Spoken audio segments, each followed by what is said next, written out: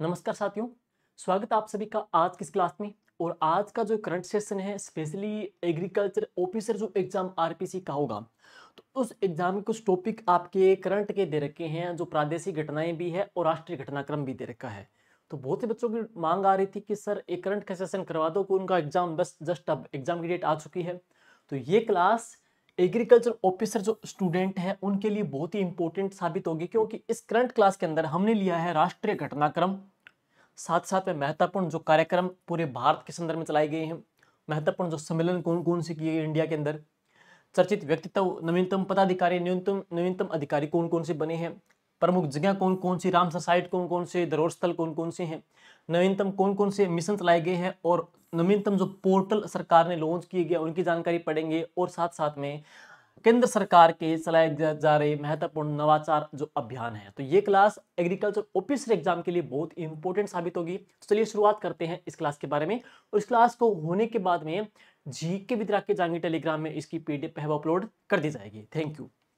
तो सबसे पहले यहाँ हम बात करेंगे आज की क्लास के बारे में। सबसे पहला जो फैक्ट यहाँ पे पैटर्न पढ़ेंगे तो वह पढ़ेंगे जितेंद्र कुमार गोयल हाल ही में चर्चित व्यक्तित्व में आ जाएंगे। हाल ही में पर्यावरण एवं क्लाइमेट चेंजेस या जलवायु परिवर्तन मंत्रालय के द्वारा ओरण जो संरक्षण, यानी कि देवताओं के नाम पे जो भूमि छोड़ते हैं उसको क्या बोलते हैं, ओरण।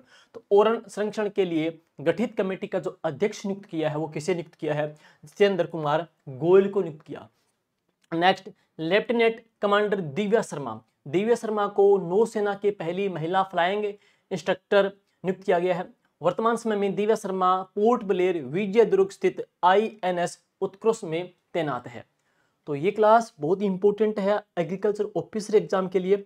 जीके विद राकेश जांगी टेलीग्राम में इसकी पीडीएफ हम अपलोड करवा देंगे।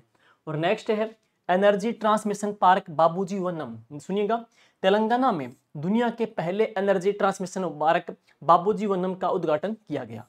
आगे चलेंगे, सेमी ऑटोमेटिक ट्रांसशिपपोर्ट। तो पीएम मोदी जी के द्वारा तिरुवनंतपुरम केरल में देश के पहले automatic transshipment Vizhinjam international deep sea water multipurpose seaport का उद्घाटन किया है। और आगे है फॉरेस्ट अलर्ट सिस्टम, पेड़ों की कटाई के ऊपर निगरानी रखने के लिए एमपी ने देश के पहले एआई चालित फॉरेस्ट अलर्ट सिस्टम को लॉन्च किया है। तो किसने लॉन्च किया, मध्य प्रदेश में लॉन्च हुआ है, जिसमें क्या पेड़ों की कटाई को रोकने के लिए, उनके ऊपर निगरानी रखने के लिए एमपी ने एआई टेक्निक का ये फॉरेस्ट अलर्ट सिस्टम लॉन्च किया है। पीएम मिज पार्क, सुनिएगा क्या है, केंद्रीय कपड़ा मंत्रालय के द्वारा मध्य प्रदेश में 2100 करोड़ रुपए की लागत से पीएम मिज पार्क को मंजूरी मिली है। तो पीएम मिज पार्क है वो कहां पे बनेगा, मध्य प्रदेश के अंदर। आगे शौर्य वंदनम उत्सव, शौर्य वंदनम उत्सव रक्षा मंत्रालय के द्वारा 7 और 8 मार्च 2025 को मोतिहारी बिहार में शौर्य वेदनम उत्सव का आयोजन किया गया। आगे है ज्योति पहल, हाल ही में केरल राज्य की सरकार ने एक व्यापक ज्योति की शुरुआत की है। तो व्यापक ज्योति पहल की शुरुआत करने वाला क्षेत्र कौन सा, राज्य कौन सा, तो केरला में शुरुआत हुई है, जिसका उद्देश्य क्या है कि ये सुनिश्चित करना है कि 3 वर्ष से 18 साल तक की एज के, 3 से लेकर के 18 वर्ष तक के एज के जो प्रवासी श्रमिकों का कोई बच्चा स्कूल से बाहर न रहे या सड़कों के ऊपर न घूमे। तो वह पहल कौन सी है, ज्योति पहल। शुरुआत किसके द्वारा है, तो केरला के द्वारा। और पेड़ों के ऊपर निगरानी रखने की फॉरेस्ट जो अलर्ट सिस्टम है वो कहाँ पे, मध्य प्रदेश के द्वारा। मेज पार्क कहाँ पे बनेगा, तो एमपी के अंदर बनेगा, इंदौर। ये बहुत ही वेरी वेरी इंपोर्टेंट है। देश का पहला भिक्षावर्ती मुक्त शहर है, भिक्षावर्ती मुक्त जो शहर है वह कौन सा डिक्लेयर हुआ है, इंदौर। एक बात और ध्यान देना, वेटलैंड सिटी में, तो वेटलैंड सिटी आपसे पूछा जाए तो वेटलैंड सिटी में भी इसको शामिल किया गया। तो वेटलैंड सिटी में भी इंदौर शामिल है। और इसके साथ साथ में राजस्थान का एक जिला भी शामिल किया गया, कौन सा, उदयपुर। तो उदयपुर इंदौर दोनों का वेटलैंड सिटी में अभी आएगा। इंदौर देश का पहला भिक्षावृत्ति से मुक्त शहर के रूप में भी घोषित हुआ है। नेक्स्ट, ब्रह्मोस सुपरसोनिक मिसाइल उत्पादन यूनिट, हाल ही में रक्षा मंत्री राजनाथ सिंह जी के द्वारा ब्रह्मोस सुपरसोनिक मिसाइल उत्पादन यूनिट का उद्घाटन कहां पे किया गया, लखनऊ उत्तर प्रदेश में किया गया, ब्रह्मोस सुपरसोनिक मिसाइल उत्पादन यूनिट। नेक्स्ट, भुवन त्रिभु, तो वर्ल्ड ज्यूरिस्ट एसोसिएशन ने डोमिनिक रिपब्लिक में आयोजित वर्ल्ड लॉ कांग्रेस में भारतीय बाल अधिकार कार्यकर्ता मोहन जी को मेडल ऑफ ऑनर पुरस्कार से सम्मानित किया है। ड्रोन प्रशिक्षण केंद्र, देश का पहला ड्रोन प्रशिक्षण केंद्र कहां पे बनेगा? बुधनी एमपी बनेगा। देश का पहला ड्रोन जो प्रशिक्षण केंद्र है वो बुधनी मध्य प्रदेश में स्थापित किया जाएगा। आगे है एकीकृत एक्वा पार्क। तो केंद्रीय मत्स्य डिपार्टमेंट के द्वारा, केंद्रीय मत्स्य पालन या विभाग के द्वारा, पशुपालन विभाग के द्वारा पंचायती राज मंत्री राजीव रंजन सिंह ने प्रधानमंत्री मत्स्य संपदा योजना के तहत एकीकृत एक्वा पार्क की आधारशिला केला शहर त्रिपुरा में रखी है। तो कहां पर रखी है? त्रिपुरा के अंदर है एक्वा पार्क की ये आधारशिला रखी है। क्वांटम प्रौद्योगिकी अनुसंधान केंद्र, डीआरडीओ के द्वारा दिल्ली में उन्नत क्वांटम प्रौद्योगिकी अनुसंधान केंद्र का शुभारंभ किया। आगे चलेंगे तो आगे है घाटपुर ताप विद्युत परियोजना, कहां पे? यूपी के अंदर। तो हाल ही में पीएम मोदी जी के द्वारा उत्तर प्रदेश के घाटपुर ताप विद्युत परियोजना का प्रथम 660 मेगावाट की इकाई का उद्घाटन किया गया है। वो कहां पे किया गया है? यूपी में किया गया है, जो कि घाटपुर ताप विद्युत परियोजना के नाम से उत्तर प्रदेश में शुरू की गई है पीएम मोदी जी के द्वारा। आगे है द्वीप, भारत का पहला पूर्णतः सौर ऊर्जा चालित जिला। ये वेरी वेरी इंपॉर्टेंट है कि भारत का ऐसा कौन सा जिला है जो पूरा पूरा सौर ऊर्जा से चालित है? तो है कौन सा है? द्वीप।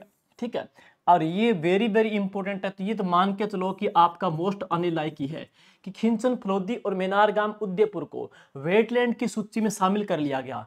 अब भारत में कुल वेटलैंड की संख्या 91 नहीं 93 हो गई है।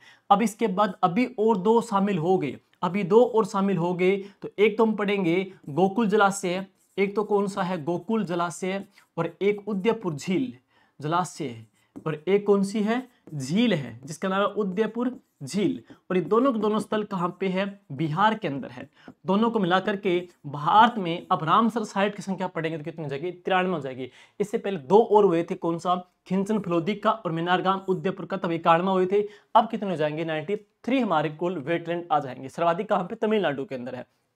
चेनाब ब्रिज 1315 मीटर, विश्व का सबसे ऊंचा जो रेलवे आर्च ब्रिज है वो कहां पे? चेनाब ब्रिज है। और Udhampur Srinagar Baramulla rail link project का हिस्सा है, जो कि चेनाब ब्रिज 1315 मीटर है। और आगे चलेंगे राजा खास गांव, जो कहां पे? हिमाचल प्रदेश में है।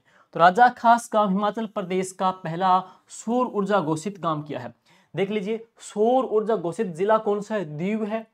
लेकिन राजा खास गांव हिमाचल प्रदेश का पहला सौर ऊर्जा गांव घोषित किया गया है। सौर ऊर्जा गांव, राजस्थान का सौर ऊर्जा जो गांव पड़ेंगे तो लुम्बासर गांव बीकानेर का है। और आगे इसके बाद है हल्दी बोर्ड राष्ट्रीय मुख्यालय। हाल ही में केंद्रीय गृह मंत्री अमित शाह ने तेलंगाना निजामाबाद में हल्दी बोर्ड राष्ट्रीय मुख्यालय का उद्घाटन किया। आयुष विश्वविद्यालय, राष्ट्रपति द्रौपदी मुर्मू के द्वारा यूपी के गोरखपुर में महायोगी गुरु गोरखनाथ जी की आयुष विश्वविद्यालय का उद्घाटन किया है। वो कहाँ पे? उत्तर प्रदेश में है। पुरातत्व अनुभवात्मक संग्रहालय जनवरी 2025 के अंदर, जनवरी 2025 में केंद्रीय गृह एवं सहकारिता मंत्री अमित शाह ने वडनगर गुजरात में पुरातत्व अनुभवात्मक संग्रहालय का उद्घाटन किया है। आगे है राष्ट्रपति निकेतन और राष्ट्रपति तपोवन। राष्ट्रपति द्रौपदी मुर्मू के द्वारा हाल ही में देहरादून उत्तराखंड में राष्ट्रपति निकेतन और राष्ट्रपति तपोवन का उद्घाटन किया है। वो कहाँ पे किया है? राष्ट्रपति जी द्वारा देहरादून में किया है। कहाँ पे किया? देहरादून में है। वन्य जीव बचाव पुनर्वास और संरक्षण केंद्र, हाल ही में पीएम मोदी जी ने गुजरात में दुनिया के सबसे बड़े वन्य जीव बचाव पुनर्वास और संरक्षण केंद्र का उद्घाटन किया। इस्कॉन मंदिर श्री राधा मदन मोदन जी का मंदिर जनवरी 2025 में पीएम मोदी जी के द्वारा नवी मुंबई में एशिया के दूसरे सबसे बड़े इस्कॉन मंदिर का उद्घाटन किया गया है। और आगे गड़ागांव एमपी, तो 23 फरवरी 2025 को पीएम मोदी जी ने गड़ागांव मध्य प्रदेश में बागेश्वर धाम चिकित्सा एवं विज्ञान अनुसंधान संस्थान की आधारशिला रखी है। गड़ागांव एमपी के अंदर। नेलांग गांव जो जद्दुन गांव, पीएम मोदी जी ने उत्तराखंड के हर्षित घाटी के एक गांव है नेलांग गांव, दूसरा कौन सा? जादू गांवों को पर्यटन के लिए खोलने की घोषणा कर दी है। और आगे है युग युगीन भारत संग्रहालय। युग युगीन भारत संग्रहालय पेरिस के प्रसिद्ध लूवर संग्रहालय की तर्ज के ऊपर नई दिल्ली में स्थापित किया जाएगा। इसके विकास के लिए भारत और फ्रांस के बीच एमओयू हुआ है। तो पूछ सकते हैं किसकी तर्ज के ऊपर है, तो यह पेरिस के लूवर संग्रहालय की तर्ज पे है। इसके लिए एमओयू जो हुआ है वो किस किस के बिटवीन हुआ है, तो भारत और फ्रांस के बीच हुआ है। और कहां पे स्थापित होगा, तो यह दिल्ली में होगा। नाम क्या है इसका, युग युगीन भारत संग्रहालय, जो दिल्ली में स्थापित किया जाएगा पेरिस के लूवर संग्रहालय की तर्ज पे। नेक्स्ट, बादल भोई जनजातीय स्वतंत्रता संग्राम सेनानी संग्रहालय। तो पीएम मोदी जी ने एमपी के बादल भोई जनजातीय स्वतंत्रता संग्राम सेनानी संग्रहालय का शुभारंभ भी इनके द्वारा किया गया है। और आगे है नवदुर्गा मिसाइल परीक्षण केंद्र। 2 मई 2025 को पीएम मोदी जी के द्वारा आंध्र प्रदेश में नवदुर्गा मिसाइल परीक्षण केंद्र की आधारशिला रखी। जोगी गोपा टर्मिनल भारत और बांग्लादेश के बीच में PIWTND के तहत घोषित बंदरगाहों में से एक है। कौन सा, जोगी गोपा टर्मिनल है। और पीएम मोदी जी ने 18 फरवरी 2025 को जोगी गोपा में अंतर्देशीय जलमार्ग टर्मिनल की इन्होंने आधारशिला भी रखी है। अब है शेर प्रजनन केंद्र। तो बिहार के राजगीर में देश का चौथा शेर प्रजनन केंद्र बनेगा। देश का चौथा शेर प्रजनन केंद्र है, ये कहाँ पे स्थापित किया जाएगा, बिहार के राजगीर में यह स्थापित होगा। और आगे पूरी ओडिशा की जगन्नाथ यात्रा व कटक की बाली यात्रा। हाल ही में केंद्र सरकार ने पूरी की जगन्नाथ यात्रा और कटक की बाली यात्रा को अमूर्त सांस्कृतिक विरासत सूची में, राष्ट्र सूची में शामिल किया। तो ये वेरी वेरी इंपॉर्टेंट है, ये प्रश्न छप सकता है। जैसे वेटलैंड सिटी आ गया, रामसर साइट आ गया, ये आपके एग्जाम में आ सकते हैं। हाँ, कहने को तो बहुत वाइड सिलेबस है, राष्ट्रीय घटनाक्रम में सब कुछ आ जाता है, लेकिन मेन कुछ की पॉइंट होते हैं जो एग्जाम में आपके आने लायक है। उसमें से एक आ जाएगा कि कौन सी यात्रा, पूरी ओडिशा की जगन्नाथ यात्रा और कटक की बाली यात्रा को यूनेस्को की अमूर्त सांस्कृतिक विरासत सूची की राष्ट्र सूची में इसको शामिल कर लिया गया है। ये मोस्ट इंपोर्टेंट है। सचल आयकर सेवा केंद्र। हाल ही में वित्त मंत्री निर्मला सीतारमण ने सचल आयकर को सेवा केंद्र का वर्चुअल उद्घाटन किया। सलखन फॉसिल्स पार्क है। सलखन फॉसिल्स पार्क को यूनेस्को की वर्ल्ड हेरिटेज साइट की टेंटेटिव लिस्ट में शामिल किया गया है, जो कहाँ पे है, उत्तर प्रदेश के अंदर। राजस्थान में आकलवुड फॉसिल्स पार्क, वो कहाँ पे, जैसलमेर में। और ई वेस्ट रिसाइकल पार्क, भारत का पहला ई वेस्ट जो कचरे का है रिसाइकल पार्क, ये कहाँ पे बनाया जाएगा, दिल्ली में स्थापित किया जाएगा e waste recycle park. Kuno national park, Madhya Pradesh के कुन्नू नेशनल पार्क से चित्ता पावक और प्रभास को मध्य प्रदेश के गांधीनगर वन्यजीव अभयारण्य में भेजा गया है। तो इनके नाम क्या रखे गए हैं, एक का नाम पावक है, एक का नाम क्या, प्रभास है, जिनको कहाँ पे भेज दिया गया है, गांधीनगर वन्यजीव अभयारण्य में इनको शिफ्ट किया गया है। रेटिना बायो बैंक, देश का पहला retina bio bank Amrita hospital Kochi Kerala में स्थापित किया जाएगा। देश का पहला रेटिना बायो बैंक जो कि केरला में स्थापित होगा।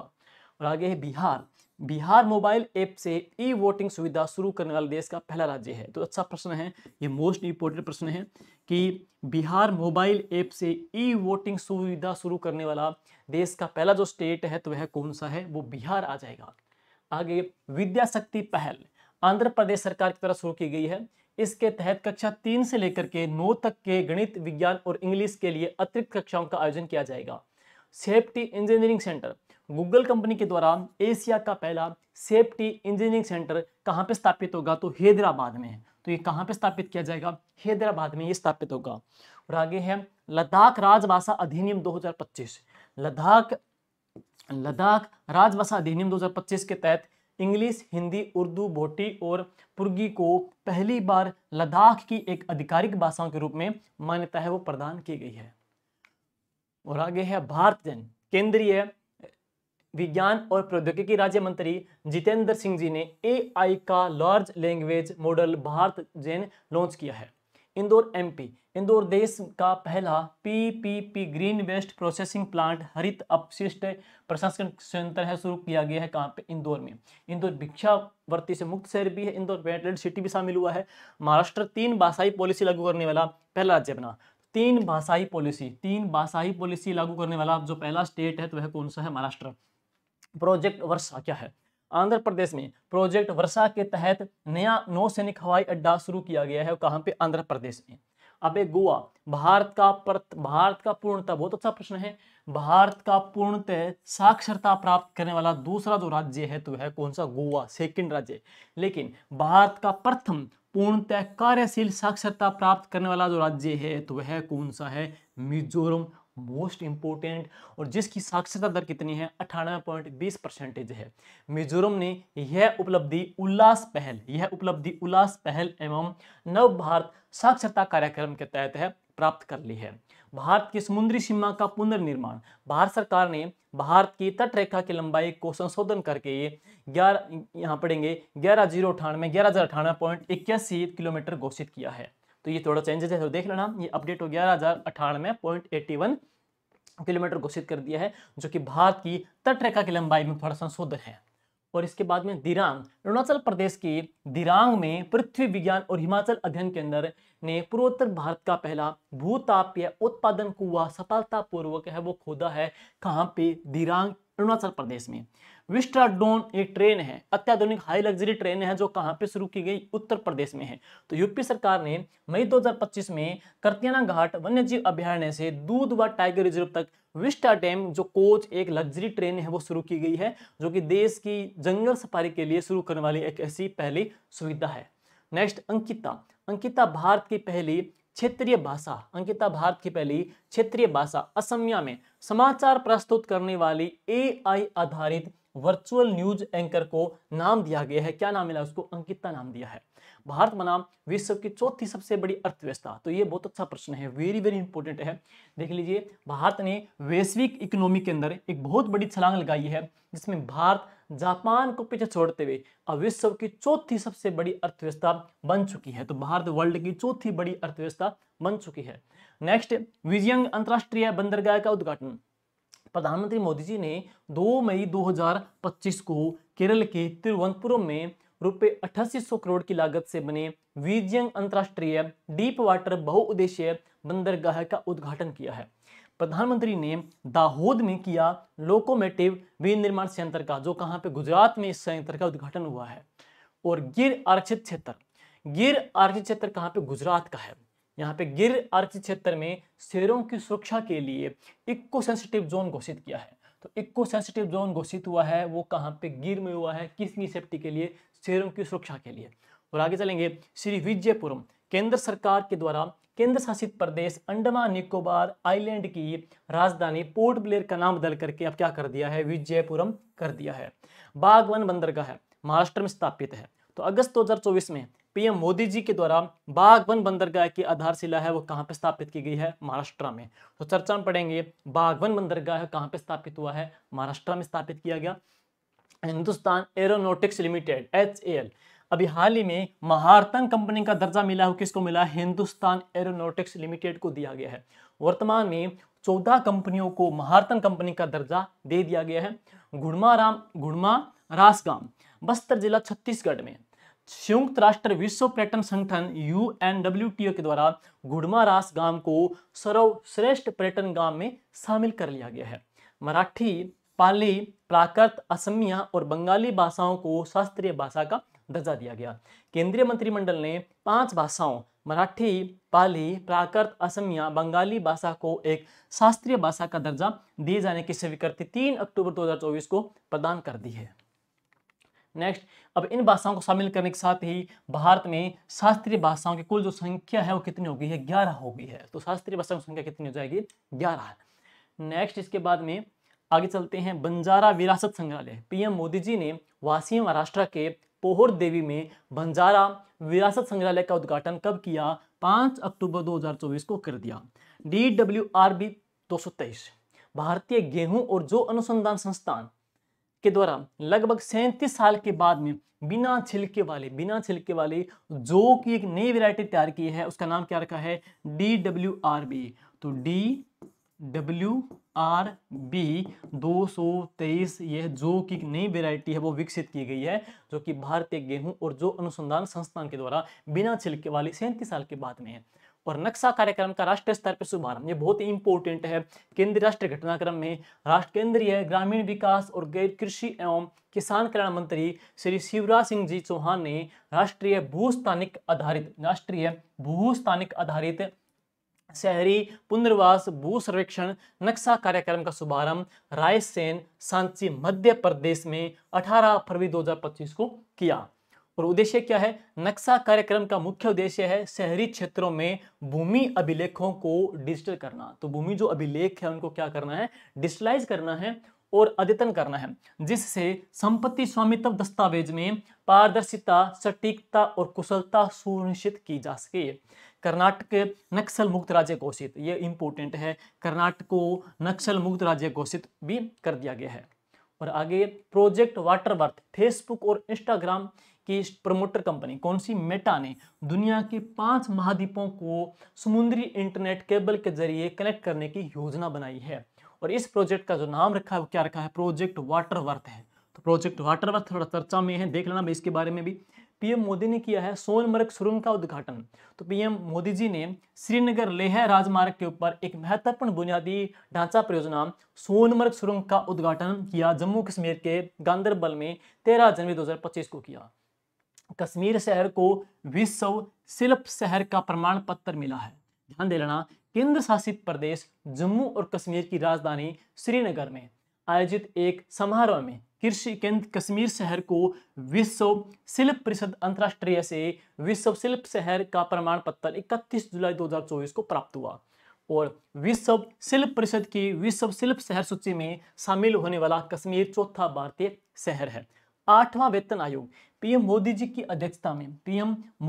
अध्यक्षता में 16 जनवरी 2025 को हुई कैबिनेट की बैठक में सरकार ने केंद्रीय कर्मचारियों के लिए 8वें वेतन आयोग के गठन को अभी हाल ही में मंजूरी प्रदान कर दी है। और सिक्किम में भारत का पहला जैविक मत्स्य पालन क्लस्टर, मत्स्य पशुपालन और डेयरी मंत्रालय ने 6 जनवरी 2025 को पीएम मत्स्य संपदा योजना के तहत सिक्किम के अंदर भारत का पहला जैविक मत्स्य पालन क्लस्टर की शुरुआत की है। यानी कि आपका जो एग्जाम एग्रीकल्चर सेक्टर का है, एग्रीकल्चर फील्ड का है, तो एग्रीकल्चर फील्ड के मत्स्य के जैसे जो का मैंने बताया, तो ये जो सेक्टर है जिसमें जो भी नवाचार कार्यक्रम, जो मिशन या पोर्टल या जो भी कार्यक्रम हुए हैं वो आपको पढ़ के जाना है। तो ये बहुत ही इंपॉर्टेंट है। तो ये क्या है? भारत के प्रथम जैविक मत्स्य पालन क्लस्टर की शुरुआत की गई है। और कहाँ पे? सिक्किम में। पुणे एयरपोर्ट महाराष्ट्र, पुणे एयरपोर्ट का नाम बदल करके अब क्या कर दिया है? जगत गुरु संत श्रेष्ठ तुकाराम महाराज पुणे इंटरनेशनल एयरपोर्ट कर दिया गया है। श्री भूमि, असम सरकार के द्वारा करीमगंज जिले का नाम बदल करके, करीमगंज जो जिला है उसका नाम बदल करके अब क्या कर दिया है? श्री भूमि कर दिया, जो कहां पे है? असम के अंदर है। और आगे प्रोजेक्ट नमन, भारतीय सेना के द्वारा शुरू किया गया प्रोजेक्ट नमन रक्षा, पेंशन भोगियों, पूर्व सैनिकों और उनके परिवारों को सहयोग सेवाएं प्रदान करने के लिए समर्पित है। और एचडीएफसी बैंक के द्वारा सहयोग किया जाएगा। एशिया का पहला ग्रीन जिंक ब्रांड इकोजेन, भारत की सबसे बड़ी तथा विश्व की दूसरी सबसे बड़ी एकीकृत जस्ता उत्पादक कंपनी हिंदुस्तान जिंक लिमिटेड ने नया निम्न carbon green zinc board Ecogen launch कर दिया है। 23वें विधि आयोग, तो अधिसूचना 2 सितंबर 2024 को जारी कर दी है। 23वें विधि आयोग की सूचना, अधिसूचना कब जारी हुई? 2 सितंबर 2024 को जारी की गई है। कार्यकाल इसका 1 सितंबर 2024 से लेकर के 31 अगस्त 2027 तक 3 वर्ष की अवधि के लिए होगा। और संरचना क्या है इसमें? एक तो अध्यक्ष है और 4 इसके पूर्णकालिक मेंबर रहेंगे। पदेन सदस्य सचिव विधायी विभाग एवं विधिक मामले के अंदर है। 5 या 5 से कम अंशकालिक सदस्य और विधि आयोग के अध्यक्ष और पूर्णकालिक सदस्य सर्वोच्च न्यायालय का या उच्च न्यायालय के सेवारत न्यायाधीश इसके होंगे। अभी हाल ही में चर्चित जो क्रांति पढ़ेंगे श्वेत क्रांति 2.0। श्वेत क्रांति 1970 में पहले आई थी, अब ये 2.0 है। इसकी शुरुआत केंद्रीय गृह एवं सहकारिता मंत्री अमित शाह ने की। उद्देश्य क्या है? महिला किसानों को सशक्त बनाने के लिए रोजगार सृजन के अवसर है उनको प्रदान करना, पैदा करना। काजीरंगा राष्ट्रीय उद्यान देश का दूसरा तितली विविधता केंद्र, तितलियों की 440 से अधिक प्रजातियां, तितलियों का दूसरा बड़ा विविधता जो केंद्र है वो कहाँ पे बना है? काजीरंगा में। और तितली का राजस्थान पूछे कि राजस्थान में बटरफ्लाई पार्क, इसी प्रकार से प्रश्न आया था कि राजस्थान में तितली का बटरफ्लाई जो पार्क है वो कहाँ पे स्थापित? तो गांव का नाम कौन सा है? आम्बेर गांव। और जिला कौन सा? उदयपुर। तो राजस्थान तितली पार्क आम्बेर गांव उदयपुर में है। तितली का जो विविधता केंद्र है वो कहाँ पे है? तो काजीरंगा केंद्र है। अरुणाचल प्रदेश का नामदफा राष्ट्रीय उद्यान का देश का पहला तितली विविधता केंद्र है। तो देश का पहला तितली विविधता जो केंद्र है वो कहाँ पे? अरुणाचल प्रदेश में है।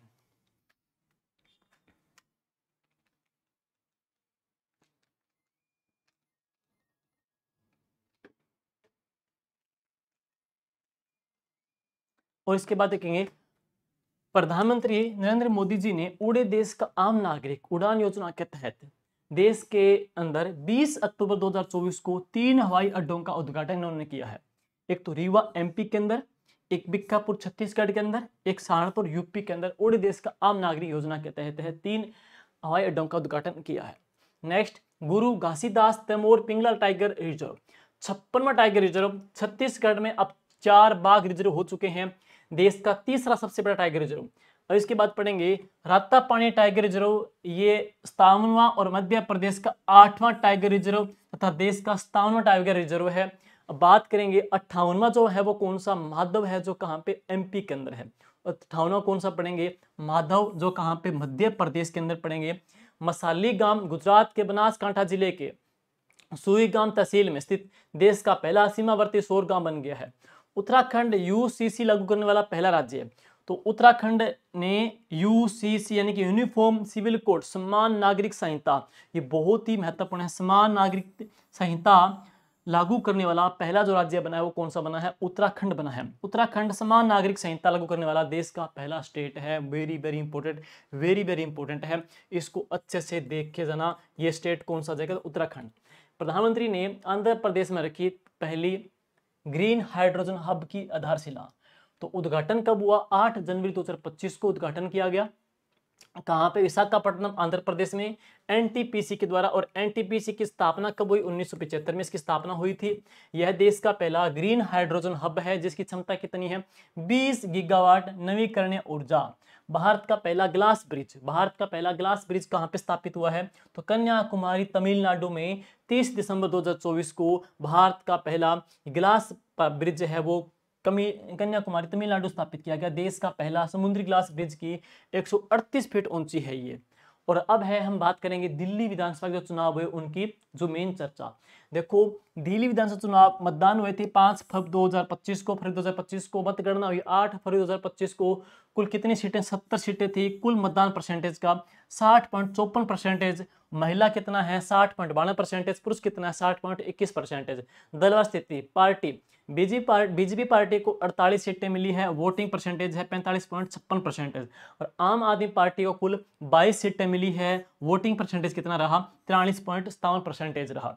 भारतीय जनता पार्टी ने 48 सीटें जीत करके बहुमत हासिल कर लिया और मुख्यमंत्री रेखा गुप्ता शालीमार बाग से यहाँ पे सीट इन्होंने जीती है। ये मुख्यमंत्री बने हैं, कौन है, रेखा जी गुप्ता। और आगे है फोर्ट विलियम का नाम बदल करके विजय दुर्ग कर दिया। कोलकाता में स्थित भारतीय सेना के पूर्वी कमान मुख्यालय फोर्ट विलियम का नाम बदल करके अब क्या कर दिया है, विजय दुर्ग इसका कर दिया गया है। इसका नाम महाराष्ट्र के प्राचीनतम सिंधु दुर्ग किले के नाम पर रखा गया है। मणिपुर में राष्ट्रपति शासन लागू, ये भी राष्ट्रीय घटनाक्रम का एक बहुत बड़ा पार्ट है, बहुत महत्वपूर्ण है। देश के पूर्वोत्तर राज्य मणिपुर में लंबे समय से जातीय मैतेई और कुकी की हिंसा से प्रभावित होने के कारण 13 फरवरी 2025 को राष्ट्रपति शासन वहां पे लागू कर दिया गया। भारत के 4 नए राम स्थल जो शामिल कर दिए गए हैं, तो हमने पीछे इसके बारे में बता ही दिया। 31 जनवरी 2025 को भारत के 4 नए रामसर स्थल है गणवेश ग्रुप में शामिल कर लिए गए। और 4 नए रामसर स्थलों के साथ में देश में कुल रामसर स्थल कितने होंगे, 89। उसके बाद 2 और बढ़ेंगे, कौन से, मैनार और खिंचन। मैनार जो खिंचन है वो कहाँ पे, राजस्थान के 91 91 हो गए। अभी हम बात करेंगे अभी सितंबर 2025 में, अभी सितंबर 2025 में बिहार के 2 और बनेंगे, गोकुल जलाशय और उदयपुर जलाशय बिहार के। तो अब टोटल कितने पड़ेंगे, 89 + 2 यानी कि कुल कितने, 93। तो अब वर्तमान में कुल कितने आ जाएंगे रामसर साइट हमारे, 93 आ जाएंगे। और तुहिन कांता पांडे, हाल ही में तुहिन कांता पांडे को सेबी का 11वां प्रमुख है वो नियुक्त किया गया है। विश्व शांति केंद्र गुरुग्राम हरियाणा से स्थापित किया गया है, देश का पहला विश्व शांति केंद्र। देश का पहला विश्व शांति केंद्र ये कहाँ पे स्थापित हुआ है, गुरुग्राम हरियाणा में स्थापित किया गया है। कांगेर वैली नेशनल पार्क कहाँ पे, छत्तीसगढ़ में। और आयुष्मान खुराना, अभिनेता आयुष्मान खुराना को केंद्रीय खेल मंत्री मनसुख मंडाविया के द्वारा फिट इंडिया आइकॉन के लिए नॉमिनेट किया गया है। फिट इंडिया आइकॉन के लिए किसको नॉमिनेट किया गया है, तो आयुष्मान खुराना को नॉमिनेट किया है। वरिष्ठ नागरिक आयोग स्थापना कहाँ पे, केरला में। इसका उद्देश्य क्या है, बुजुर्ग जो बुजुर्ग या उनका कल्याण और उनको शोषण से मुक्त करना है। वरिष्ठ नागरिक आयोग स्थापित करने वाला केरल पहला राज्य बन गया है। और इसके बाद में PPP green waste processing plant, ये कहाँ पे, इंदौर में स्थापित, हमने पीछे पढ़ा दिया इसके बारे में। मांगीलाल जाट भारतीय, ये आपका देख लेना भाई, एग्रीकल्चर फील्ड के हैं तो पढ़ना ही पड़ेगा आपको इनको। मांगीलाल जी जाट भारतीय कृषि अनुसंधान परिषद ICAR के नए महानिदेशक के रूप में किनको नियुक्त किया है, तो मांगीलाल जी जाट, मांगीलाल जी जाट को नियुक्त किया गया है, जो कि ICAR के महानिदेशक के रूप में इनको नियुक्त किया गया है। पृथ्वी बचाओ सम्मेलन 22 अप्रैल 2025 को राष्ट्रीय कृषि विज्ञान परिषद नई दिल्ली में आयोजित किया गया। उद्घाटनकर्ता गृह मंत्री अमित शाह के द्वारा विश्व खाद्य भार 2024 19 से लेकर के 22 सितंबर 2024 को भारत मंडपम नई दिल्ली में आयोजित किया गया। विश्व खाद्य भार 2024 का आयोजन नई दिल्ली में हुआ। यह 3rd संस्करण था। इसमें भागीदार देश कौन था, जापान था। फोक्स देश है ईरान व Vietnam. Similipal tiger reserve Odisha April 2025 में सिमलीपाल को भारत का 107वां राष्ट्रीय उद्यान घोषित किया गया है। सिमलीपाल ओडिशा का दूसरा राष्ट्रीय उद्यान है। और इसके बाद में भगवत गीता व नाट्य शास्त्र, भगवत गीता और भरत मुनि के नाट्य शास्त्र की पांडुलिपियों को यूनेस्को के memory of the world register में शामिल कर लिया गया है। ये भी देख के चलना बहुत important. Mumbai international cruise terminal April 2025 में केंद्रीय पोत परिवहन जल मार्ग मंत्री सर्बानंद सोनोवाल के द्वारा भारत के सबसे बड़े cruise terminal Mumbai international cruise terminal से क्रूज परिचालन शुरू किया गया है। मानंद विश्वविद्यालय film and television institute of India FII Pune और सत्यजीत रे film and television institute SRFTI Kolkata ने भारत के शिक्षा मंत्रालय के द्वारा मानद विश्वविद्यालय का उद्घाटन का दर्जा दिया गया है। और अमरावती बनेगा विश्व का पहला पूर्णतः अक्षय ऊर्जा से चालित शहर। तो विश्व का पहला पूर्णतः अक्षय ऊर्जा से संचालित जो शहर बनेगा तो कौन सा बनेगा, अमरावती बनेगा, जो कि आंध्र प्रदेश की नियोजित राजधानी अमरावती बन जाएगा।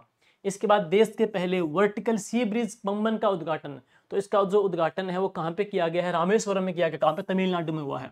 केंद्रीय प्रदूषण नियंत्रण बोर्ड CPCB, केंद्रीय प्रदूषण नियंत्रण बोर्ड के ने पर्यावरण प्रदूषण की क्षमता के आधार पर उद्योगों के वर्गीकरण में संशोधन कर दिया गया है। अब इस संशोधित वर्गीकरण में एक नई ब्लू नीली श्रेणी पेश की गई है। संशोधित वर्गीकरण के तहत उद्योगों को 5 कैटेगरी में बांटा गया है। रेड एक ऑरेंज, एक ग्रीन, एक व्हाइट, और अब नई कैटेगरी कौन सी आ जाएगी, तो ब्लू यानी कि नीली आ जाएगी। पूनम गुप्ता, प्रसिद्ध अर्थशास्त्री डॉक्टर पूनम गुप्ता को भारतीय रिजर्व बैंक RBI का डिप्टी गवर्नर नियुक्त किया गया है। और न्यायमूर्ति विनेश माहेश्वरी भारत के 23वें विधि आयोग के अध्यक्ष बने। तो कौन बने हैं, न्यायमूर्ति विनेश माहेश्वरी। सुप्रीम कोर्ट के पूर्व न्यायाधीश न्यायमूर्ति दिनेश माहेश्वरी को भारत के 23वें विधि आयोग का अध्यक्ष नियुक्त किया गया। किसको, दिनेश माहेश्वरी जी को। रायपुर देश के पहले गैलियम नाइट्राइड आधारित सेमीकंडक्टर प्लांट की शुरुआत है, वो 11 अप्रैल 2025 को छत्तीसगढ़ के नवा रायपुर में की गई।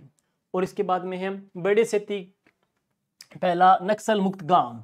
सुकमा जिले का बेड़े सेती गांव छत्तीसगढ़ की इलवत पंचायत योजना के तहत राज्य की पहली नक्सल मुक्त ग्राम पंचायत बन गई है। तो राज्य की पहली नक्सल मुक्त ग्राम पंचायत है कौन सी, बेड़ी सेती पहला नक्सल मुक्त गांव घोषित हुआ है। और इसके बाद में महाराष्ट्र के चंद्रपुर जिले में मिले स्टेगोडान गणेश हाथी प्रजाति के दुर्लभ जीवाश्म मिले कहां से, महाराष्ट्र के चंद्रपुर जिले से। और मध्य प्रदेश का माधव राष्ट्रीय उद्यान भारत का 58वां, इससे पहले 57वां कौन सा, रातापानी था। मध्य प्रदेश का 57वां रातापानी था, ये बन गया था। और अभी मध्य प्रदेश का 58वां जो बाघ अभ्यारण्य जो घोषित किया गया टाइगर रिजर्व कौन सा है, माधव घोषित हुआ है। नेक्स्ट अब है विश्व का प्रमुख सम्मेलन। ये देख लीजिए विश्व के प्रमुख सम्मेलन कहाँ और किसने उद्घाटन किया। अब वेब समिट 2025, वेब समिट 2025 ये 1 से लेकर 4 मई 2025 को मुंबई महाराष्ट्र में हुआ था। इसका उद्घाटन PM मोदी जी ने किया। G7 शिखर सम्मेलन, ये इंपॉर्टेंट है, G7 शिखर सम्मेलन जो कि 16-17 जून को हुआ, अल्बर्टा कनाडा में हुआ था। इसमें भारत की तरफ से PM मोदी जी ने इसमें भाग लिया G7 के अंदर। नेक्स्ट है विजिटर कॉन्फ्रेंस सम्मेलन 2025, ये 3 और 4 मार्च 2025 को राष्ट्रपति भवन नई दिल्ली में हुआ। उद्घाटन किसने किया, द्रौपदी मुर्मू के द्वारा उद्घाटन किया गया। पर्पल फेस्ट 2025, ये 21 मार्च 2025 को कहाँ पे, राष्ट्रपति भवन में हुआ। सोर्सेक्स इंडिया 2025, ये 26 मार्च 2025 को नई दिल्ली में हुआ। राष्ट्रीय आयुष मिशन, ये भी लोनावाला महाराष्ट्र में हुआ। सुपलाम 2025, ये 25-26 अप्रैल 2025 को हुआ। इंडस फ्रूट प्रदर्शनी, ये जनवरी नोएडा महाराष्ट्र में हुआ था। एरो इंडिया बेंगलुरु कर्नाटका में। अंतर्राष्ट्रीय कृषि, ये देख लेना भाई आपके डिपार्टमेंट का है, तो अंतर्राष्ट्रीय कृषि हैकाथॉन सम्मेलन या एग्रीकल्चर का ये 1 से लेकर 3 जून 2025 को कहाँ पे, पुणे महाराष्ट्र में हुआ। एग्रीकल्चर का पूछ सकते हैं। अध्यक्षता की है श्रीमती निर्मला सीतारमन के द्वारा। राइजिंग नॉर्थ ईस्ट समिट, ये 23 और 24 मई 2025 को भारत मंडपम नई दिल्ली में हुआ। पीएम मोदी जी के द्वारा उद्घाटन किया गया। विश्व फिनटेक शिखर सम्मेलन 2025, ये 5-6 मई 2025 को बेंगलुरु कर्नाटका में हुआ। India mobile conference 2025 Bharat Mandapam नई दिल्ली में हुआ। और इसके बाद अंतर्राष्ट्रीय गीता महोत्सव ये दिसंबर 2024 को कुरुक्षेत्र हरियाणा में हुआ था। और बीमस्टेक, ये बहुत बार पूछा गया प्रश्न, बीमस्टेक युवा शिखर सम्मेलन ये 7 से लेकर 11 फरवरी 2025 को गांधीनगर गुजरात में हुआ। डॉक्टर मनसुख मंडाविया के द्वारा इसका उद्घाटन किया गया। और है भारत टेक्स आ जाएगा, नई दिल्ली में है। रायसीना डायलॉग नई दिल्ली में है। इंडिया स्टील मुंबई के अंदर। अंतर्राष्ट्रीय क्वांटम नई दिल्ली के अंदर। अंतर्राष्ट्रीय महिला दिवस सम्मेलन नई दिल्ली में है। केंद्रीय विश्वविद्यालय कहाँ पे है, तो ये गुजरात के अंदर है। और इस प्रकार से एक ये देख लेना बहुत ही इंपॉर्टेंट है, बीमस्टेक बंदरगाह सम्मेलन जो कि 14-15 जुलाई 2025 को विशाखापट्टनम में हुआ। नौसेना कमांडो का शिखर सम्मेलन ये कि 5वां चरण था, करबार कर्नाटका में हुआ। युवा आध्यात्मिक शिखर सम्मेलन ये वाराणसी यूपी में हुआ। नीति आयोग की 10वीं काउंसिलिंग जो बैठक नई दिल्ली में हुई, अध्यक्षता प्रधानमंत्री मोदी जी के द्वारा की गई। और इसी प्रकार से ये आपका देखना है, वेरी वेरी इंपॉर्टेंट है, एग्रीकल्चर फील्ड का विकसित कृषि संकल्प अभियान, यह 29 से लेकर के 12 जून 2025 को पूरी ओडिशा में शुरुआत हुई। राजस्थान में रत्नावता अजमेर से इसकी शुरुआत हुई। ध्यान दे लेना, ये विकसित कृषि संकल्प अभियान राजस्थान में शुरुआत कहां से हुई है, रत्नावता अजमेर से हुई है। भारत में इसकी शुरुआत कहां से हुई है, तो पूरी ओडिशा से शुरुआत की गई। वेरी वेरी इंपॉर्टेंट, 1.5 करोड़ किसानों की कृषि योजनाओं से संबंधित इसमें क्या है, जानकारी प्रदान करना। और जल शक्ति अभियान कैच द रेन, ये भी मोस्ट ट्रेंडिंग है। जल शक्ति अभियान कैच द जो रेन अभियान, यह 22 मार्च 2025 को जल शक्ति मंत्रालय के द्वारा पंचकुला हरियाणा से इसकी शुरुआत की गई है। और इसमें क्या है, बरसात का जो जल है वो संचय करना, और थीम क्या है, जल संचय की जन भागीदारी। और महिला संवाद अभियान बिहार सरकार से इसकी शुरुआत की गई है, महिलाओं को सरकार की योजनाओं से अवगत करवाना। तो ये आ जाएंगे सारे, ठीक है। और अब इसके बाद है प्रमुख सम्मेलन कौन कौन से, प्रमुख युद्ध अभ्यास कहां कहां पे किस किस के बिटवीन हुए हैं। देखिए, ऑपरेशन नादेर मई 2025 में भारतीय सेना के द्वारा किया गया। उद्देश्य क्या, जम्मू कश्मीर में आतंकी विरोधी ऑपरेशन को अंजाम दिया गया। ऑपरेशन सिंधु ये भारत सरकार के द्वारा शुरू किया गया है, ईरान इजराइल संघर्ष के बीच में ईरान में फंसे भारतीयों को घर वापस लाने के लिए। ऑपरेशन शिवा ये 3 जुलाई 2025 की शुरुआत की गई है, अमरनाथ यात्रा में श्रद्धालुओं की सुरक्षा के लिए शुरू किया गया। ऑपरेशन कगार तेलंगाना, ओडिशा व छत्तीसगढ़ में चलाया गया। माओवादी और नक्सलियों को समाप्त करना है। ऑपरेशन केलर ये 13 मई 2025 को भारतीय सेना की द्वारा शुरू किया गया। जम्मू कश्मीर में केलर के घने जंगलों में छिपे आतंकवादियों को खत्म करना। ऑपरेशन बिहाली 26 जून 2025 को शुरू किया गया। उधमपुर जम्मू कश्मीर में भारतीय सेना का सैन्य अभ्यास। ऑपरेशन सरदवा 26 जनवरी से लेकर के 29 जनवरी 2025 तक बीएसएफ के द्वारा भारत पाक सीमा के ऊपर शुरू किया गया। और next operation shield, Bharat Pak संघर्ष के चलते पाकिस्तान के सीमावर्ती राज्यों में मॉक ड्रिल का आयोजन किया गया। और ऑपरेशन राहत 15 मई 2025 से भारतीय सेना के द्वारा नागालैंड में संचालित आपदा राहत अभ्यास। ऑपरेशन सिंदूर ये बहुत ही चर्चा में है। 6 और 7 मई 2025 को पाकिस्तान के 7 आतंकवादी ठिकानों पर हमला किया गया। ऑपरेशन बर्मा 28 मार्च 2025 को म्यांमार में आए भूकंप के बाद में राहत और बचाव के लिए चलाया गया अभियान। और अब है पुरस्कार कौन कौन से, देखिए धनवंतरी पुरस्कार 2025 का किसको मिला है, ताराचंद शर्मा झुंझुनू को मिला है, इंपॉर्टेंट है। Mrs global international award 2025 Anuradha Garg Haryana को मिला है। साहित्य अकादमी पुरस्कार, युवा साहित्य पुरस्कार मिला है श्रीमती पार्वती को कीर्ति फिर उगना कविता के लिए। बाल साहित्य पुरस्कार सुशीला शुक्ला को मिला है 1/12 कहानी के लिए। राजस्थानी भाषा के लिए युवा साहित्य पुरस्कार मिला है Poonam Chand ji Godara, very very important है। अंतस्रो आंगणे के लिए वेरी वेरी इंपॉर्टेंट। और बाल साहित्य पुरस्कार सेकंड पढ़ेंगे, सॉरी युवा साहित्य पुरस्कार पूनम जी को है, लेकिन बाल साहित्य पुरस्कार मिला है भोगीलाल जी पाटीदार जी को मिला है।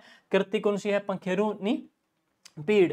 और नेक्स्ट है रूसी दोस्तोवस्की स्टार पुरस्कार, ये जावेद अख्तर को मिला है पटकथा लेखक के तौर पे। इंटरनेशनल बुकर पुरस्कार, ये वेरी वेरी इंपॉर्टेंट छपने वाला प्रश्न है। इंटरनेशनल बुकर पुरस्कार ये बानो मुश्ताक को मिला है, कहानी संग्रह कौन सी, हार्ट लैम्प के लिए दिया गया है। स्लोवाकिया के कॉन्स्टेटाइन द फिलोसफर विश्वविद्यालय की डॉक्टर ऑनरिस क्लोजा की मानद उपाधि के लिए राष्ट्रपति द्रौपदी मुर्मू को पुरस्कार मिला है। फ्रेंड डोरिंग सेंड पुरस्कार आ जाएगा। विजडन क्रिकेटर की जसप्रीत बुमराह को, विजडन क्रिकेटर अलमलिक, महिला क्रिकेटर स्मृति मदाना को। आगे चलते हैं। इसके बाद ये इंपॉर्टेंट है आपका दादा साहब फाल्के पुरस्कार 54वां। दादा साहब फाल्के पुरस्कार 254 मिथुन चक्रवर्ती को मिला है। अगर आपसे पूछा जाए दादा साहब फाल्के पुरस्कार 55वां मलयालम कलाकार मोहनलाल को दिया गया है।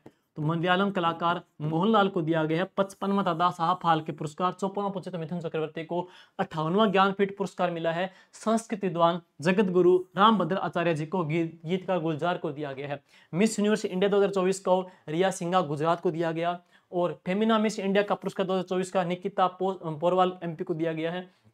और 5वां राष्ट्रीय जल पुरस्कार सर्वश्रेष्ठ स्टेट के लिए ओडिशा को दिया गया है। सर्वश्रेष्ठ ग्राम पंचायत का पुरस्कार पुल्लमपारा केरला को दिया गया है। और 34वां व्यास सम्मान पुरस्कार सूर्यबाला कौन देशवासी वेणु की डायरी के लिए दिया गया।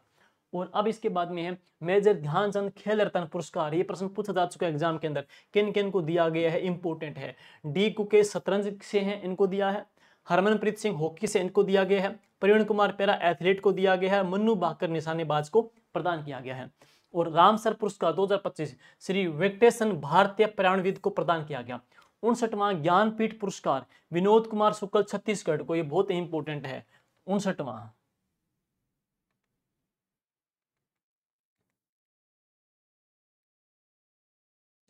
58वां ज्ञानपीठ पुरस्कार किसको मिला है? संस्कृत विद्वान जगद्गुरु रामानंद भद्राचार्य को। और 59वां जो ज्ञानपीठ पुरस्कार दिया गया है ना, ये विनोद कुमार शुक्ल छत्तीसगढ़ को दिया गया है। और ये आ गया फ्रांस का सर्वोच्च सम्मान है, फिल्म निर्देशक पायल कपाड़िया को दिया गया। अब कुछ फेस्टिवल देखेंगे। तो अब्बू बांची में सम्मेलन ये 25-26 जून को गुवाहाटी असम में हुआ। 37वां कथक महोत्सव नई दिल्ली में। साहित्य महोत्सव नई दिल्ली में। 8वां अंतर्राष्ट्रीय सरस्वती महोत्सव हरियाणा के अंदर हुआ। पांग साउ पास महोत्सव अरुणाचल प्रदेश में हुआ। इसके बाद देखेंगे, ये आपका इंपॉर्टेंट है, देख लेना भाई, ये बहुत महत्वपूर्ण है। पुस्सा कृषि विज्ञान मेला है, ये 22 से लेकर 24 फरवरी 2025 को आईसीआर के द्वारा नई दिल्ली में हुआ। इसका उद्घाटन केंद्रीय कृषि मंत्री शिवराज सिंह चौहान ने किया। और इंटरनेशनल बर्ड फेस्टिवल ये प्रयागराज यूपी में हुआ है। अंतर्राष्ट्रीय बाजरा महोत्सव यह 23 से लेकर 25 जनवरी 2025 को बेंगलुरु कर्नाटका में हुआ। तो बाजरा जो इंटरनेशनल का फेस्टिवल है, ये बेंगलुरु कर्नाटका में हुआ है भाई। और यह कौन सा संस्करण था? 6ठा संस्करण था। इसके बाद में है विश्व खाद्य भारत 2024। तो ये जो सम्मेलन हुआ, ये भारत मंडपम नई दिल्ली में हुआ। भागीदार देश कौन सा? जापान। मैंने पीछे करवा दिया इसके बारे में। सूरजकुंड क्राफ्ट मेला गुजरात हरियाणा के अंदर हुआ। और एरो इंडिया 2025 बेंगलुरु कर्नाटका में हुआ। और इसके बाद में जामनगर गुजरात पीएम मोदी जी ने जामनगर में वन्य जीव संरक्षण, बचाव और पुनर्वास की अनूठी पहल वन तारा का उद्घाटन किया है गुजरात में। निजामाबाद तेलंगाना केंद्रीय वाणिज्य एवं उद्योग मंत्री श्री पीयूष गोयल ने नई दिल्ली में राष्ट्रीय हल्दी बोर्ड का शुभारंभ किया है। इसका मुख्यालय कहाँ पे? निजामाबाद। तो राष्ट्रीय हल्दी बोर्ड का मुख्यालय निजामाबाद, कहाँ पे? तेलंगाना में। एमपी केंद्रीय कपड़ा मंत्रालय के द्वारा मध्य प्रदेश में, ये मैंने पीछे करवा दिया, पीएम पार्क को मंजूरी प्रदान की। इंदौर, ये भी मैंने करवा दिया है। ये भिक्षावर्ती है, भिक्षावर्ती मुक्त शहर, ये मैंने पीछे करवा रखा है, ये हो गया है। बुधनी हो गया है, राजाकाश हो गया है, गोरखपुर मैंने करवा दिया है, इंदौर भी हो चुका है, ये भी करवा दिया है। और इसके बाद बात करेंगे तो ये सारे टॉपिक पीछे मैंने करवा दिया। ये रह गया तो राजस्थान, ये देख लीजिए, राजस्थान की विश्व शिल्प नगरी जयपुर, ये पूछा गया है। देखिएगा, विश्व की शिल्प परिषद के द्वारा कश्मीर शहर को विश्व शिल्प शहर, ये प्रश्न आया था कि विश्व शिल्प परिषद के द्वारा कश्मीर शहर को विश्व शिल्प शहर, वर्ल्ड क्राफ्ट सिटी का प्रमाण पत्र दिया गया। लेकिन राजस्थान की विश्व शिल्प नगरी है वह कौन सी? जयपुर। ये प्रश्न पटवारी 2025 में पूछा गया है। कन्याकुमारी मैंने करवा रखा है, ये हो गया है, ये हो गया है। अमरावती भी करवा दिया है, अमरावती मैंने भी सजेस्ट करवा दिया, टॉपिक आपका हो चुका है। और गाजियाबाद, भारत का पहला अत्याधुनिक ग्रीन डाटा सेंटर गाजियाबाद में स्थापित किया गया। और रोहिणी ग्राम पंचायत महाराष्ट्र की रोहिणी ग्राम पंचायत को राष्ट्रीय ई शासन का पुरस्कार दिया गया है। ध्यान देना, ये अच्छा प्रश्न है। राष्ट्रीय ई शासन का पुरस्कार किसको मिला है? तो रोहिणी ग्राम पंचायत महाराष्ट्र को दिया गया। बड़े सिटी मैंने पीछे करवा दिया है, महाराष्ट्र को करवा रखा है। और महाराष्ट्र में यूनेस्को के द्वारा भारत के मराठा सैन्य प्रदेशों में 12 जो किले, 11 महाराष्ट्र के, तमिलनाडु को विश्व धरोहर सूची में शामिल कर लिया गया है। और अब है कुछ नवीनतम नियुक्तियां, जैसे कि नवीनतम नियुक्तियों के तौर पे बात करेंगे तो लेफ्टिनेंट कमांडर दिव्या शर्मा नौसेना की पहली फ्लाइंग स्ट्रक्चर नियुक्त की गई है। चल्ला श्री श्रीनिवास शेट्टी भारतीय स्टेट बैंक के अध्यक्ष, विनय कुमार कवात्रा यूएस में भारत के राजदूत, तुहिन कांता पांडे सेबी के 11वें प्रमुख नियुक्त, और मयंक शर्मा भारतीय रक्षा लेखा महानियंत्रक नियुक्त है। मांगीलाल जाट भारतीय इंपोर्टेंट है, भारतीय आईसीआर के नए महानिदेशक मांगीलाल जाट। आलोक जोशी राष्ट्रीय सुरक्षा सलाहकार बोर्ड के अध्यक्ष नियुक्त हुए। पूनम गुप्ता आरबीआई के डिप्टी गवर्नर नियुक्त हुए। दिनेश माहेश्वरी भारत के 23वें विधि आयोग के अध्यक्ष नियुक्त किया गया है दिनेश माहेश्वरी को। सोनाली मिश्रा भारतीय रेलवे सुरक्षा बल के प्रथम महिला महानिदेशक नियुक्त हुई। एस महेंद्र देव प्रधानमंत्री के आर्थिक सलाहकार परिषद के अध्यक्ष नियुक्त हुए। भुवनेश कुमार भारतीय विशिष्ट पहचान प्राधिकरण यूआईडीआई के नए सीईओ नियुक्त हुए हैं भुवनेश कुमार।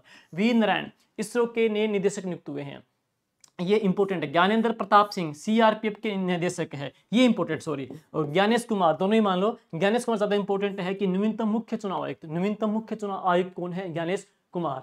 डॉक्टर अजित दोषी आरबीआई के नए कार्यकारी महानिदेशक नियुक्त हुए। और इसके बाद में डॉक्टर अजय कुमार यूपीएससी के नए अध्यक्ष। सूर्यकांत राष्ट्रीय विधिक सेवा प्राधिकरण एन नालसा के कार्यकारी अध्यक्ष बने हैं। Justice Bhushan Krishna Gavai supreme court के मुख्य न्यायाधीश।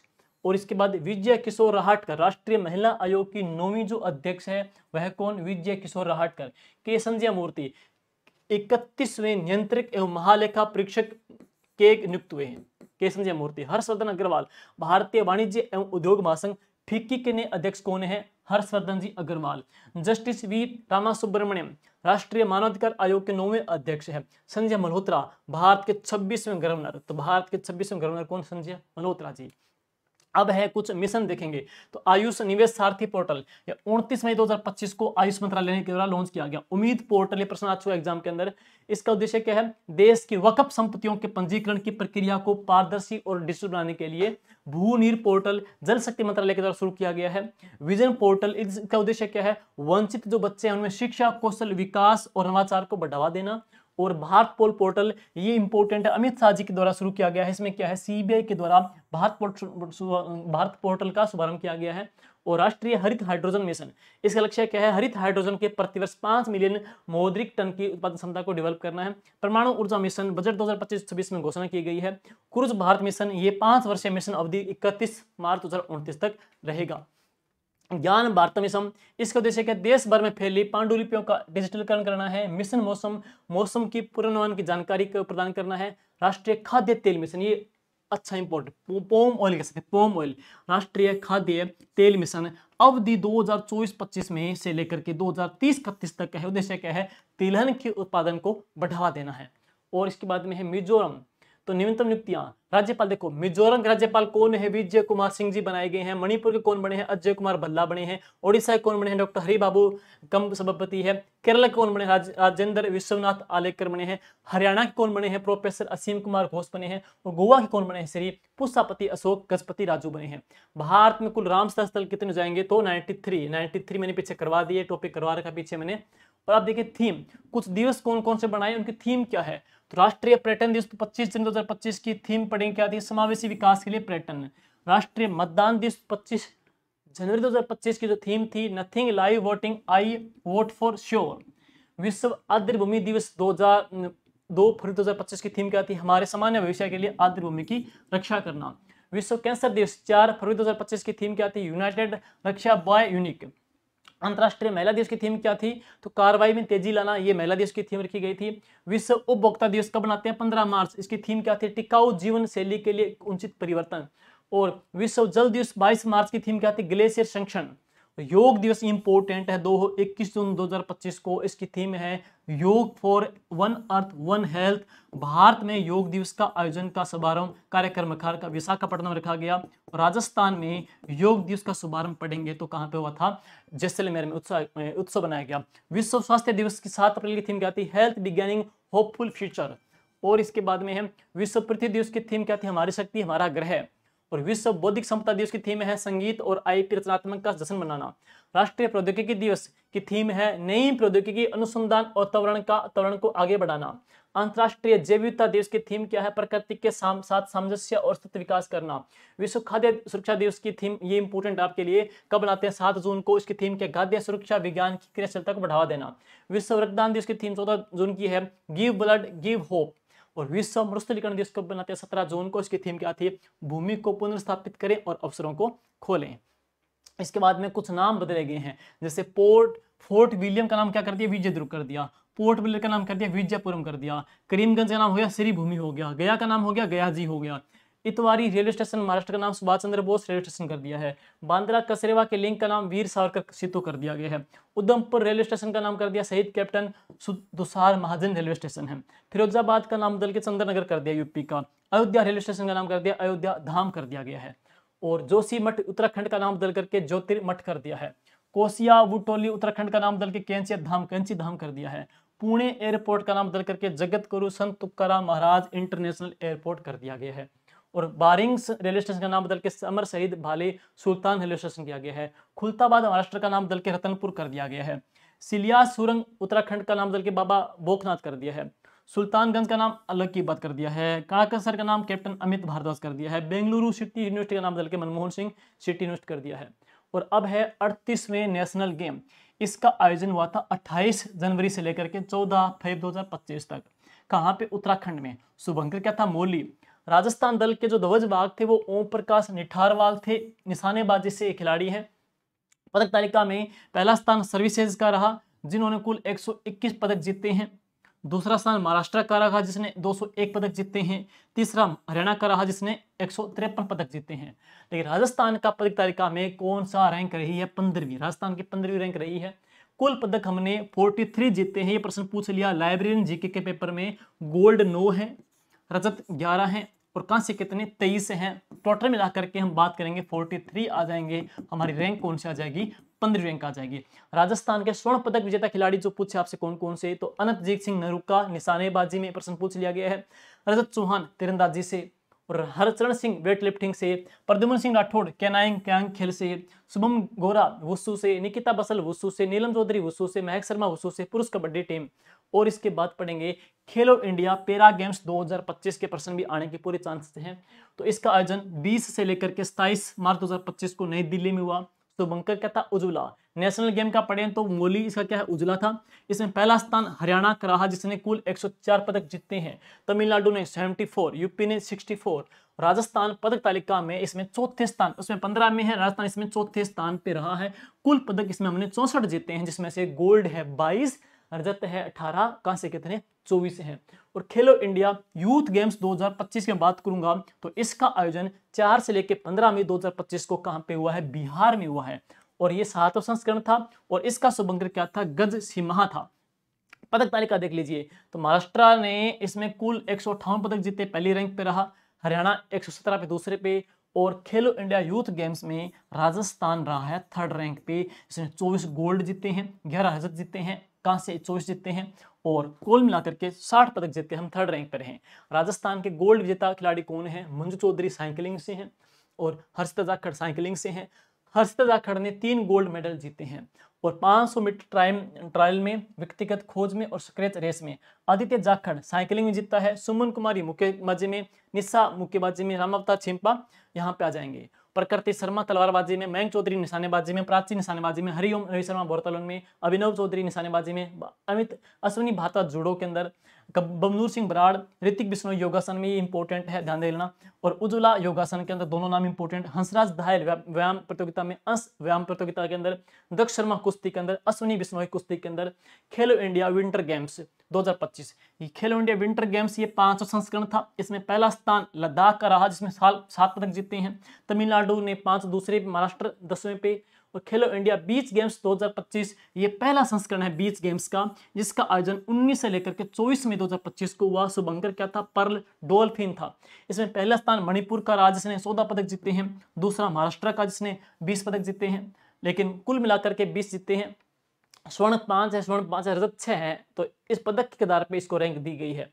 नागालैंड पढ़ेंगे तो 13 पदक आ जाएंगे। और इसके बाद हम बात करेंगे बात करेंगे राजस्थान खिलाड़ियों के प्रदर्शन। राजस्थान ने कुल 6 पदक जीते हैं। रजत 1 जीता है, कांस्य 5 जीते हैं। रजत पदक राजस्थान के बीच कबड्डी टीम ने जीता। और अब है आईसीसी संबंधित प्रतियोगिता। आईसीसी टी20 विश्व कप 2024 लाइब्रेरी में पूछा गया प्रश्न है। विजेता इंडिया रहा, साउथ अफ्रीका यहाँ पे उपविजेता रहा। और बात करेंगे आईसीसी महिला वर्ल्ड कप 2025 में, ये 13 संस्करण है। इसका आयोजन 30 सितंबर से लेकर के 2 नवंबर 2025 तक भारत व श्रीलंका में। अंडर 19 महिला T20 वर्ल्ड कप 2025, इसका आयोजन मलेशिया के अंदर। विजेता कौन? भारत। और उपविजेता कौन? South Africa. चैंपियनशिप ट्रॉफी 2025 संस्करण 9वां, विजेता भारत है, उपविजेता कौन? न्यूजीलैंड रहा।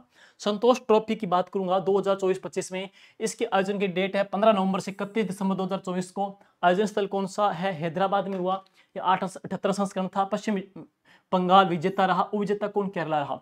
खो खो वर्ल्ड कप, ये संस्करण पहला संस्करण था, ये प्रश्न आ सकता है। इसके आयोजन की डेट है 13 से लेकर 19 जनवरी 2025 को। आयोजन स्थल है इंदिरा भाटी एरेना, नई दिल्ली में। शुभंकर, तेजस और तारा। और इसके अंदर खो खो टीम के अंदर जो विजेता रही, इसमें हमारे खिलाड़ी पड़ेंगे राजस्थान के धनेन्द्र भाटी। का संबंध कहां से? नागौर से आ जाएगा। तो अब आ जाएगा यहाँ पे आईपीएल 2025, ये 18वां संस्करण था। इसकी विजेता आरसीबी, रॉयल चैलेंजर बेंगलुरु, इसकी विजेता रही है। उपविजेता कौन है? पंजाब किंग्स। महिला प्रीमियर लीग डब्ल्यूपीएल, ये 3रा संस्करण था। इसमें विजेता कौन? मुंबई इंडियंस रही। और उपविजेता कौन रही? दिल्ली कैपिटल रही। तो ये था आपका। अब प्रादेशिक घटनाक्रम की क्लास और करवा देंगे, इसमें राजस्थान के संदर्भ में जितनी जो घटनाएं वो सारी और आ जाएगी है। तो 2 पार्ट आपके दे रखे हैं, राष्ट्रीय घटनाक्रम और प्रादेशिक घटनाक्रम है। राष्ट्रीय घटनाक्रम है, यही मेनतम नियुक्ति चर्चित घटनाक्रम मिशन अभियान पोर्टल थे। और अगली जो क्लास लगाएंगे उसमें सिर्फ राजस्थान का करवा देंगे। तो ये पूरा टॉपिक आपके एग्रीकल्चर ऑफिसर एग्जाम के लिए सफिशिएंट रहेगा। Thank you. इस क्लास की पीडीएफ आपको इसी टेलीग्राम जी के विद्रा के जंगेट पर उपलब्ध करवा दी जाएगी। ओके।